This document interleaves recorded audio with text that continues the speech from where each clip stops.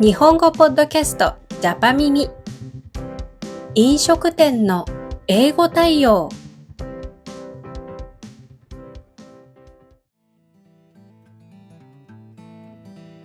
皆さんこんにちは。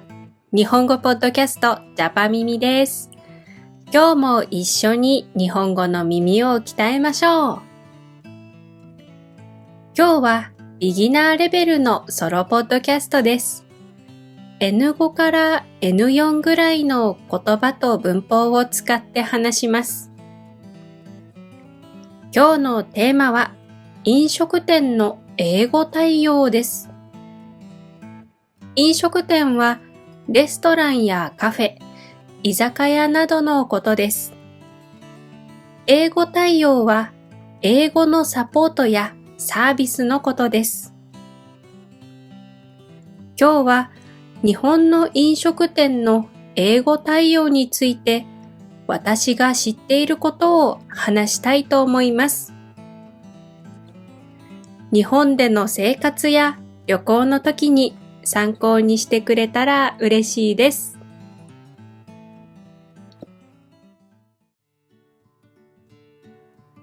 日本のレストランやカフェのスタッフは時々英語がわかります。でもわからない時もあります。東京、大阪、京都など大きな街や有名な観光スポットでは英語でコミュニケーションできることが多いと思います。このような場所では英語のメニューがあるお店も多いと思います。英語のメニューがなくてもメニューの中に料理の写真があるかもしれません。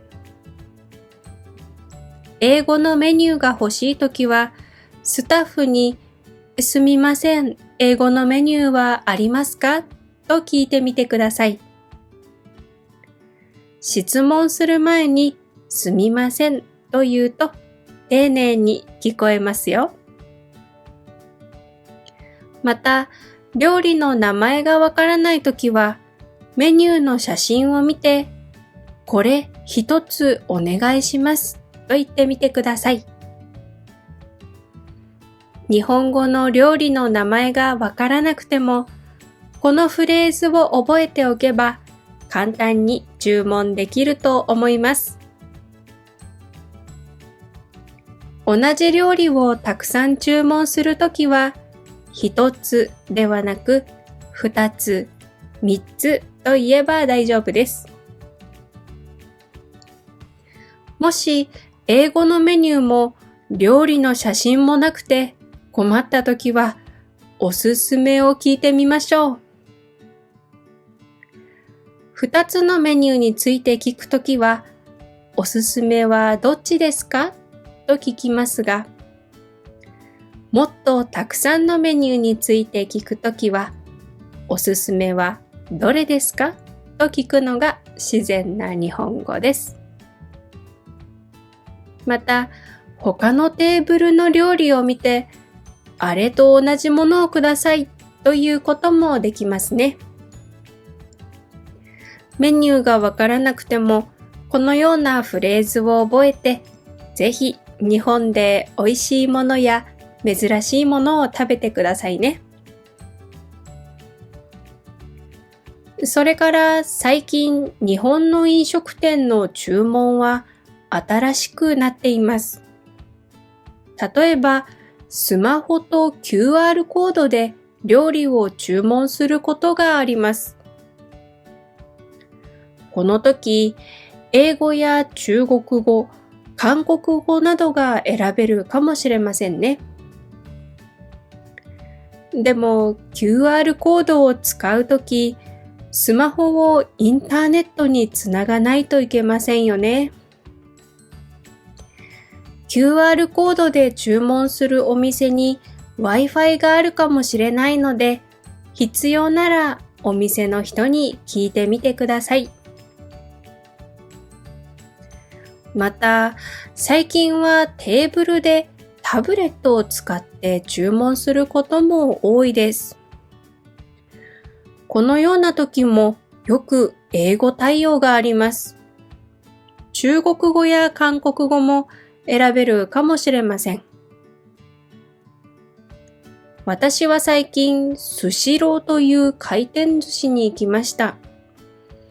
スシローではテーブルのタブレットで寿司を注文します。このタブレットでは日本語から英語、中国語、韓国語に変えることができました。このように特にチェーン店では料理の注文が簡単になってきました。また、観光地では飲食店の入り口にいろいろなサインが書いてあるそうです。例えば、英語メニューあり、英語対応 OK と書いてあることがあります。このサインを見たら安心してお店に入ることができるかもしれませんね。他にも最近は Google マップで飲食店を探すのが便利ですよね。私も日本で新しいお店を探したいとき、Google マップをよく使っています。海外旅行の時も使っていました。Google マップを見ると、いろいろな人がお店のレビューを書いていますよね。そのレビューの中に英語対応についてコメントが書いてあることがあります。皆さんも新しいお店に行くとき、英語対応が心配なら Google マップのレビューを見るのがいいと思います。それからお店の中でトイレの場所も大切ですよね。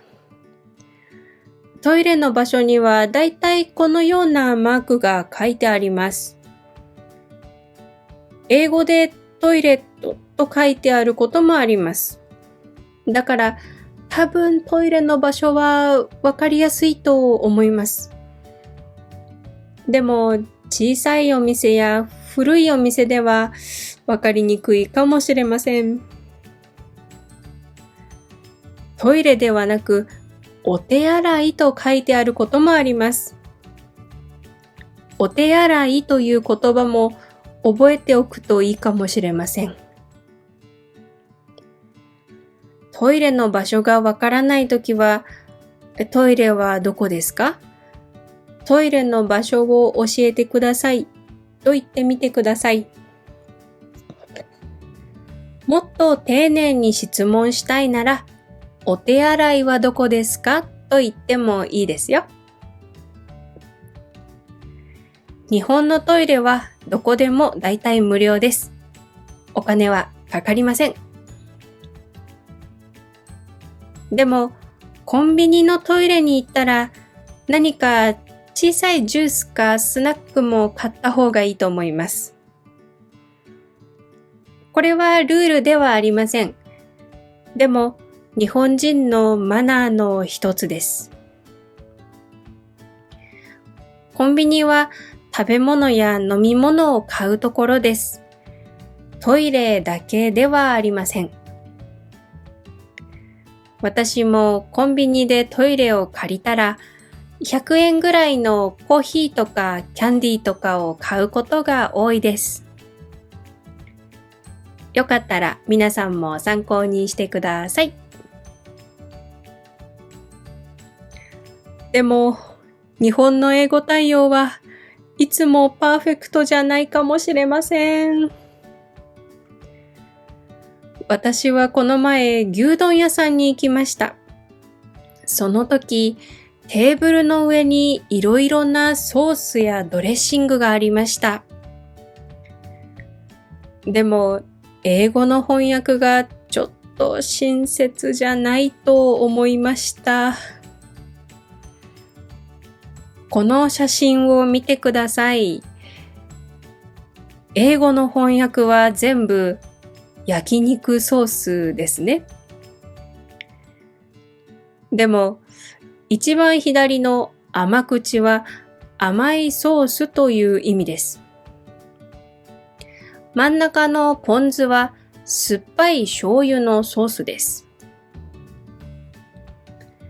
一番右のバーベキューはバーベキューソースです。全部違う味です。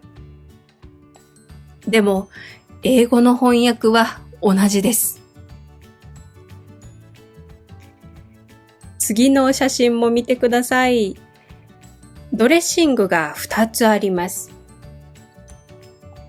左はフレンチで、右はごまです。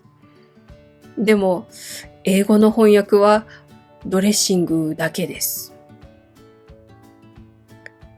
さらにソースが2つあります。左は中濃で、右は特製です。中濃はウスターソースととんかつソースの間ぐらいです。特製はこのお店のオリジナルです。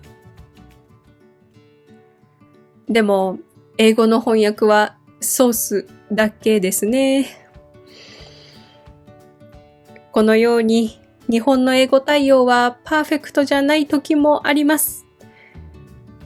だから皆さんはぜひ日本語の勉強を頑張って日本で日本語を話したり読んだりしてくださいね。皆さんの勉強を応援しています。